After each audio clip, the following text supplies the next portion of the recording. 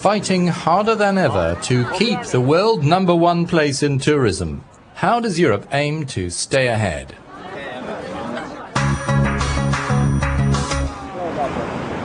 How will Europe compete with new tourist destinations with high potential? This was the crux of the matter discussed by the EU ministers responsible for tourism at the end of March.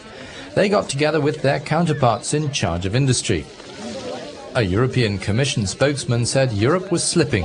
But if you compare the performance of the European tourism industry to other areas of the world like Asia, we see that in terms of growth and dynamics we are starting to lag behind, we are losing ground, so something has to be done.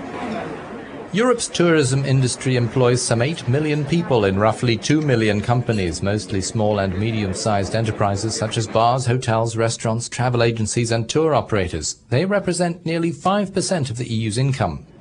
If related sectors such as transport are taken into account, tourism could be said to represent 20 million jobs and 11% of GDP.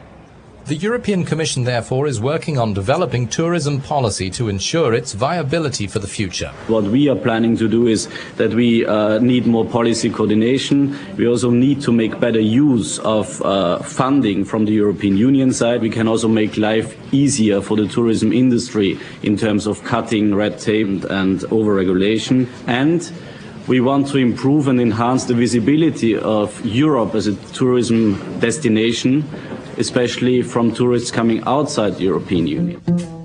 The Commission is at work on visiteurope.com, a new internet portal for this, to include travel suggestions in Europe, practical information, links to national tourism offices, cultural programs telling what's on, when and where, anything relevant to the field. Call this free number for more information.